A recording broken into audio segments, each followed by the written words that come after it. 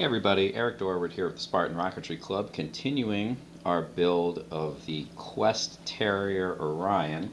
Now, it has actually been over a month in real life since I last recorded this, beginning of school being a busy time and all. But anyway, in the intervening time, I have at least I've finished sanding and rounding these fins, both sets, and I also took the time to put the line markers on. Now the Quest, the way of doing this is a little bit different.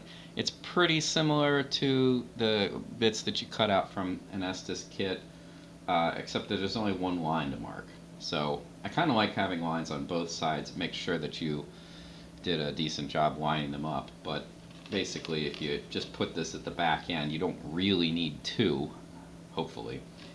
And using the old door jam trick, which at some point I should probably actually film, since you never get to see that part. Anyway, the other things that, so if I recall correctly, the last time I tried my best to get this in, and I ended up not doing a particularly good job, so we got to try that again. This end of the tube is the there's the section that I tried to do this on first. So I sanded it down a little bit on the inside. It's still a little rough, but anyway, it would make a whole lot more sense to put this in the other end. So I'm going to test fit it first. I'm going to put it in backwards because I don't really want to take all the time of threading it through. So this looks pretty good. And it fits. It's the second part right here. This is a little snug, but it should be fine. Alright, so let's give this another go. Second crack at this. There we go. Glue's a little crowded up.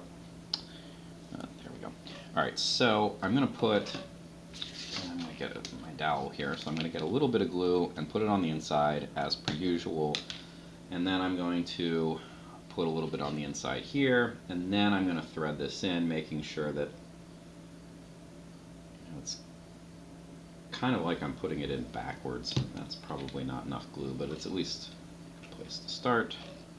And I want it about 1.5 inches inside.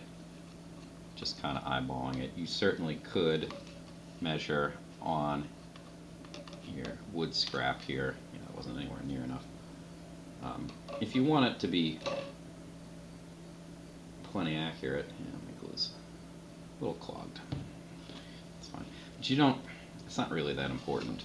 The only thing that's particularly important is that you don't put the glue ring in too far in, because then you won't, when you push the engine mount in, the motor mount in, you won't get to that point. And that, of course, would be problematic. Anyway, continuing on here, I'm going to put a thin ring just on the inside. There we go. And now I need to drop this in. Now I'm going to use a pencil here. I'm going to kind of twist it around a couple times, or at least try. There we go.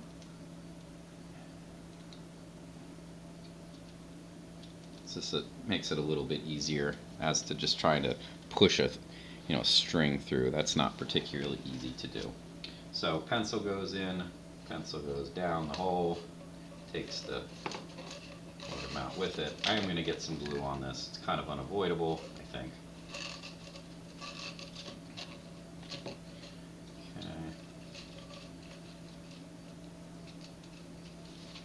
And then here we go, like so.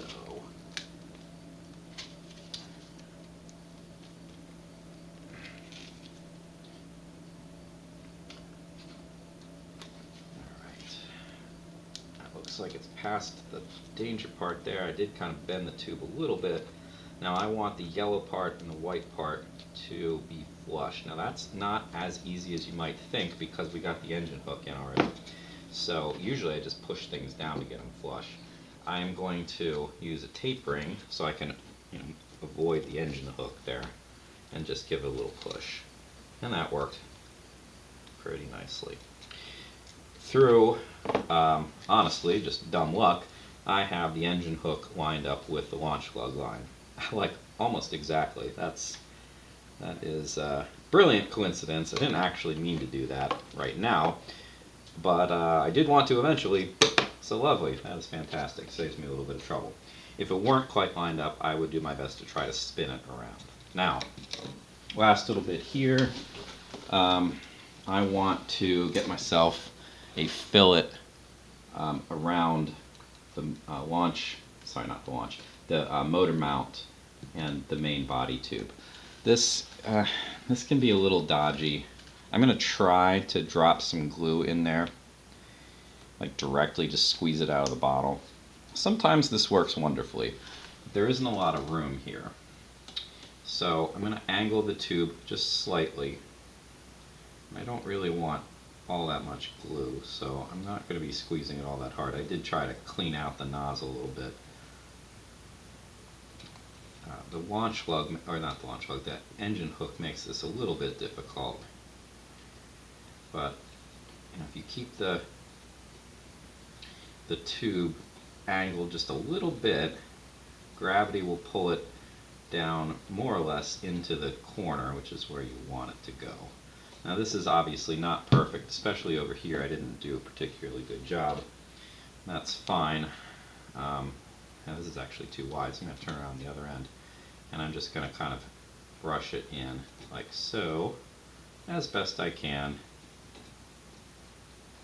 Get myself a bit of a fillet, just for added strength. Unfortunately, we can't do this on the other side, but because we did push through glue, a little bit kind of backs up and does make a little bit of a fillet on the other end as well, just by virtue of the fact that we pushed it. Okay, so that went certainly better than the last time I tried it. Motor mounts in place. Should be good. All right, moving on then.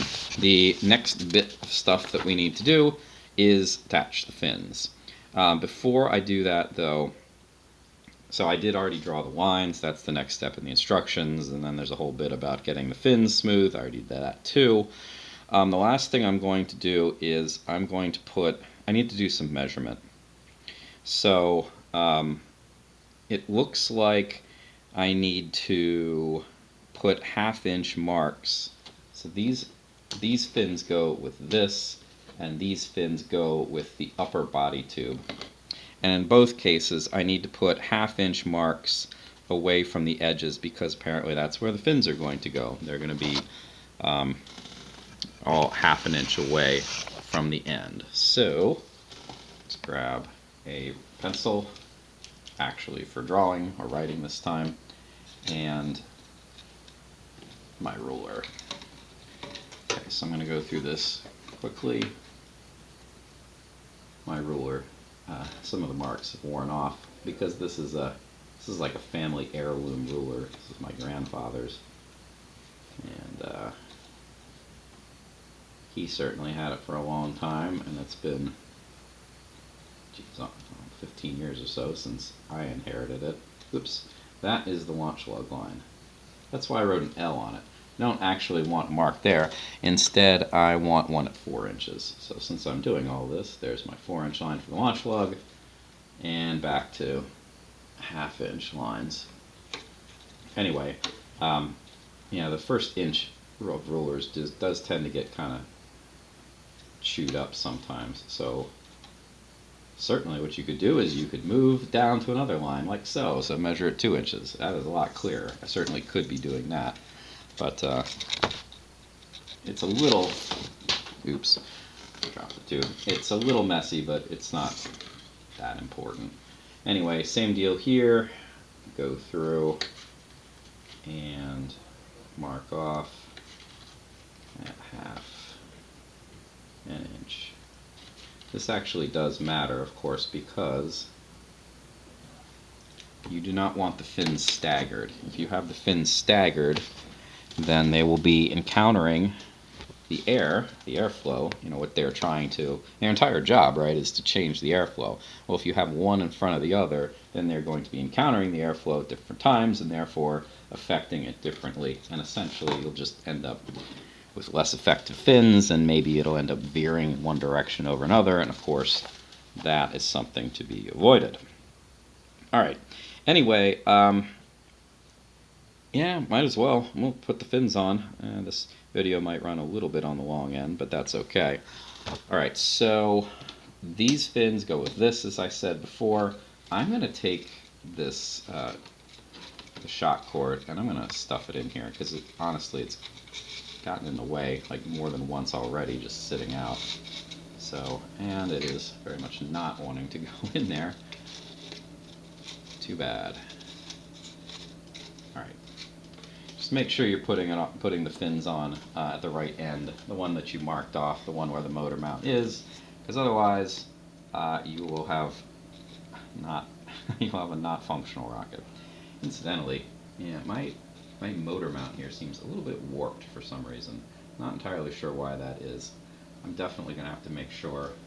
I can use one of these just to check to make sure that it's still like roughly round. Yeah, it'll fit. Not a problem. Anyway, now the fins. They are trapezoidal. Trapezoidal fins are easy to use and pretty aerodynamic, all things being equal. But they do actually have like a front and a back, even though they look to be isosceles trapezoids. This is the front and this is the back, and I can tell this because the grain of the wood is running like this. And we want the grain to be parallel to the leading edge. So that's how it's supposed to go. If you put it on backwards, it wouldn't make a huge difference, but still, let's do it right. So, probably help if I had the glue bottle open. Our typical approach here is thin bit of glue, brush it even with the dowel or the piece of balsa scrap or whatever it is you're using.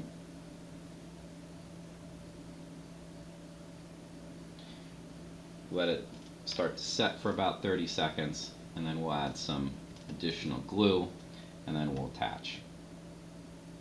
Yeah, so this is going to contribute to the length of the video. Perfectly fine. I guess we'll all manage, or you won't watch it. I mean, please do, but you know, fast forward maybe? I don't know. All right, additional glue. That's been probably long enough. All right, and it's time to attach. Again, making sure that I have it going in the correct direction. I'm just going to pick an arbitrary start point, one of the 4 lines. I use this back part here as my anchor to try to center it, and then I'm going to just kind of roll it forward. Doing my best to make sure that it is centered on the line. I'm going to adjust it ever so slightly because I can see that it's not. Yeah. There we go. I'm going to hold it for about 30 seconds or so to let the glue at least start to set. Whenever you're attaching fins, it is a balancing act. It is a balancing act between getting it done quickly, obviously, but the quicker you go, the more likely it is that the fins will fall off because the glue hasn't set well enough. And doing it so slowly that by the time you have all 4 fins on, the first fin is pretty thoroughly set and you can't make any last moment adjustments, which would be bad. So there we go. I'm brushing off the little bits of glue that are excess that's seeped out. They were all on this side because I guess that's where that was the angle that I approached things, so it's squished out this way more than anything else. And just a quick spot check. It looks fine this way, and it looks like about a 90-degree angle, but we won't really be able to figure that out until we get all the fins on and we can actually check it. Now I'm standing it up over here, and you can see there's the fin. Hopefully I don't jostle it or bump it or do anything dumb that would make it fall over, especially fall over in such a way that would knock the fin off. Frequently I like to use something to assist in standing it up, especially if it's a narrower tube. These fins are not particularly big considering how big the rocket is, so they aren't going to provide too much of an off-centered center of gravity while I've only got one on, so hopefully it won't make much of a difference. If it were a thinner tube, like when I do the other one, I'm definitely going to put it on something to assist with stability. So it can tilt, but it's not going to fall the whole way over. And typically I use stuff like, here's a paint bottle. That might be too large, but maybe this glue bottle will work fine. And just put the tube over top. Anyway, again, the pressure here is, I want to be moving quickly enough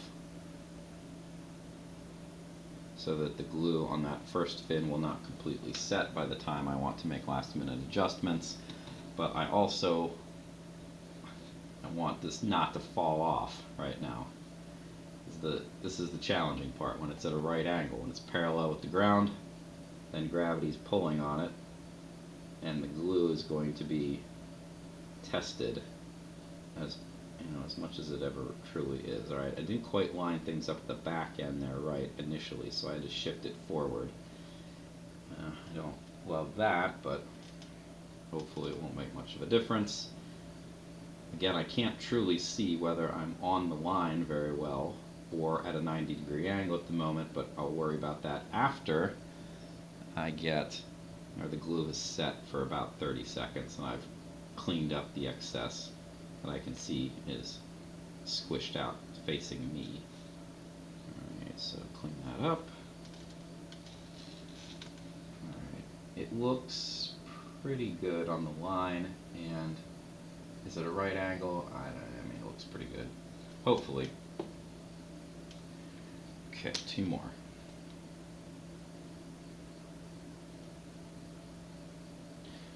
So if you have to err in one direction or the other, speed or letting the glue set, I would probably want to let the glue set.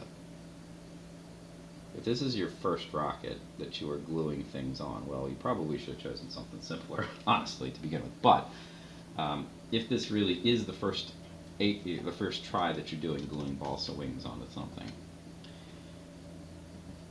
it's entirely possible that your fins aren't going to be set very well, so they're not going to be angled properly. But I would rather deal with pretty stiff glue at the very end that might not be easy to adjust than I would want to race through this and have the fins flop off repeatedly, because every time they flop off it just gets ever so slightly more difficult to attach them properly, because you get glue, thin layers of glue partially dried underneath where you want the fin to go, and that just makes things harder, and it can get frustrating. If the fin falls off for the third time, sometimes it's just like, why am I doing this? Alright. Attaching this, making sure again it's going in the right direction, the grain is parallel with the leading edge. It looks like it's pretty much in the right place on the back. Squish it forward. That's really great if you're ever so slightly off. Right at the instant that you put it down, you can slide it ever so slightly, and it doesn't, the glue hasn't begun to set. So that's like the best. But half the time you can't see well enough to really know that's the case. I saw ever so slightly I was off. I was a little bit back too far, so I just nudged it forward in the first moments that it was on. So hopefully everything looks pretty good when I check it here momentarily. Alright, clean up the glue and check my alignment. Looks pretty good. And again, I have no idea if I'm at 90-degree angles. I mean, I can check across now. They look pretty good. Now, by the way, you can look down here. This one, the like straight line that these two are making looks fine. This one is pretty seriously off. Off from 90 degrees relative to those two, so I'm going to try to adjust that quickly. Alright, last fin, and then alignment check.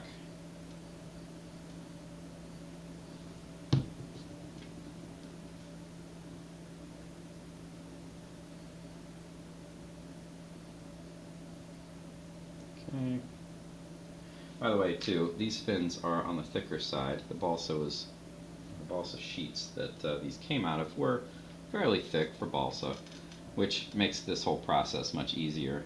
You know, the thinner the balsa, the less glue you have on it. First of all, it's harder to get the glue on it properly, but the thinner the glue, the less purchase it has, the less, the less hold it has, and that makes the whole thing more and more unpleasant. So fortunately, these fins are not particularly big, so they're not trying to flop over due to gravity as much, and the amount of surface area for the glue to hold on to is pretty good.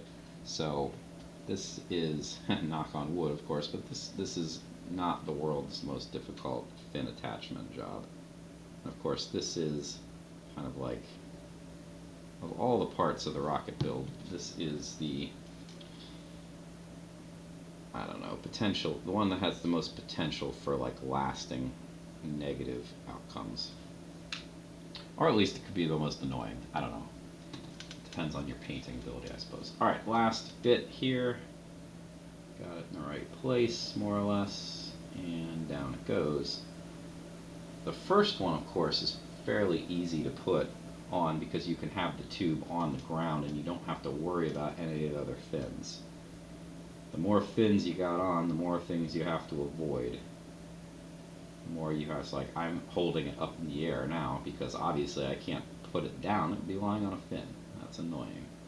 But that does make this the most difficult part.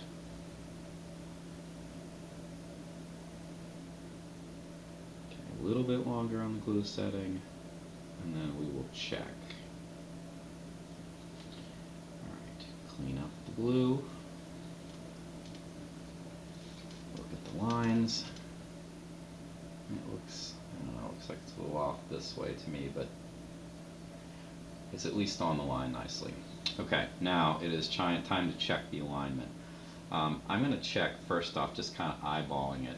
So I'm just looking to see that the top two, the up and down fins, as I see them right now, you can look at it I guess, these two should be basically in a straight line, and these two should be in a straight line. Now this one's pretty clearly not.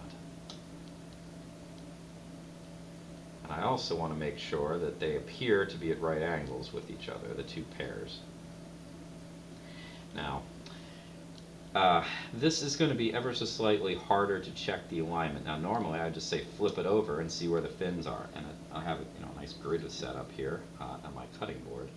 Unfortunately, since I have the hook there, I can't just let this sit flat.